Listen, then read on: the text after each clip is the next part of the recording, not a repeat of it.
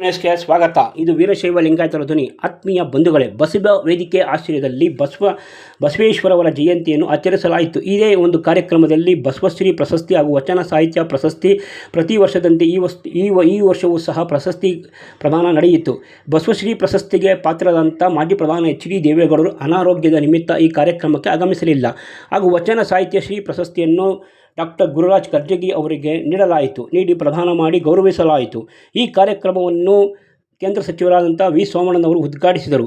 ಈ ಕಾರ್ಯಕ್ರಮದಲ್ಲಿ ಮುಖ್ಯ ಅತಿಥಿಗಳಾಗಿ ಮಾಜಿ ಮುಖ್ಯಮಂತ್ರಿ ಹಾಗೂ ಸಂಸದರು ಆದಂತಹ ಬಸವರಾಜ ಬೊಮ್ಮಾಯಿ ಹಾಗೂ ಬೆಂಗಳೂರು ಗ್ರಾಮಾಂತರ ಸಂಸದರಾದಂಥ ಡಾಕ್ಟರ್ CN ಮಂಜುನಾಥ್ ಹಾಗೂ ಕಾನೂನು ಸಚಿವರಾದ HK ಪಾಟೀಲ್ ಸೇರಿದಂತೆ ಈ ಕಾರ್ಯಕ್ರಮದ ದಿವ್ಯ ಸಾನ್ನಿಧ್ಯವನ್ನು ಸುತ್ತೂರು ಮಠದ ಶ್ರೀಗಳು ವಹಿಸಿದ್ದರು. ಈ ಕಾರ್ಯಕ್ರಮದ ರೂವಾರಿಗಳು ಹಾಗೂ ಬಸವೇದಿಕೆ ಅಧ್ಯಕ್ಷರು ಹಾಗೂ ಅಖಿಲ ಭಾರತ ಶರಣ ಸಾಹಿತ್ಯ ಪರಿಷತ್ತಿನ ಅಧ್ಯಕ್ಷರು ಆದಂಥ ಡಾಕ್ಟರ್ C ಸೋಮಶೇಖರ್ ಪ್ರಾಸ್ತಾವಿಕ ನುಡಿಯನ್ನು ಮಾತನಾಡಿ, ಪ್ರತಿ ವರ್ಷದಂತೆ ಈ ವರ್ಷವೂ ಸಹ ಬಸವಶ್ರೀ ಪ್ರಶಸ್ತಿಯನ್ನು ಹಾಗೂ ವಚನ ಸಾಹಿತ್ಯ ಪ್ರಶಸ್ತಿಯನ್ನು ಪ್ರದಾನ ಮಾಡಲಾಗುತ್ತಿದೆ. ಈ ಕಾರ್ಯಕ್ರಮಕ್ಕೆ ಆಗಮಿಸಿದ ಎಲ್ಲ ವಿಶೇಷ ಅತಿಥಿಗಳಿಗೆ, ಬಂಧುಗಳಿಗೆ ಹಾಗೂ ಎಲ್ಲ ಸಮಾಜದ ಬಂಧುಗಳಿಗೆ ಸ್ವಾಗತವನ್ನು ಕೋರಿದರು. ಇದೇ ಸಂದರ್ಭದಲ್ಲಿ ಮಾತನಾಡಿ, ಪ್ರತಿ ವರ್ಷದಂತೆ ಈ ವರ್ಷವೂ ಸಹ ಬಸವಶ್ರೀ ಪ್ರಶಸ್ತಿಯನ್ನು ಮಾಜಿ ಪ್ರಧಾನಮಂತ್ರಿ ಎಚ್ ಡಿ ದೇವೇಗೌಡರಿಗೆ ಸಲ್ಲಿಸಲಾಗಿದೆ ಎಂದರು. ಅವರ ಗೈರು ಆದ ಕಾರಣ ಅವರ ನಿವಾಸಕ್ಕೆ ತೆರಳಿ ಪ್ರಶಸ್ತಿಯನ್ನು ನೀಡಲಾಗುವುದು ಎಂದು ಡಾಕ್ಟರ್ C ಸೋಮಶೇಖರ್ ಸಭೆಗೆ ತಿಳಿಸಿದರು.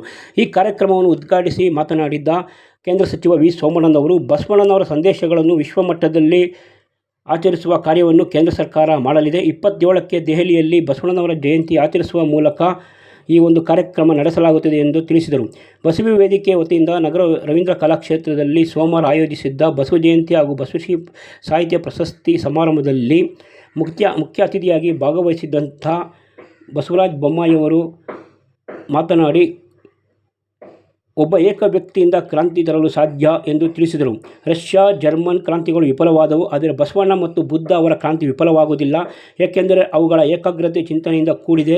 ಇದು ಏಕ ವ್ಯಕ್ತಿಯಿಂದ ಸಾಧ್ಯ ಎಂದು ಈ ಕೆಲಸ ಬಸವಣ್ಣ ಮಾಡಿದ್ದಾರೆ ಎಂದು ಬಸವರಾಜ ಬೊಮ್ಮಾಯಿ ಸ್ಮರಿಸಿದರು.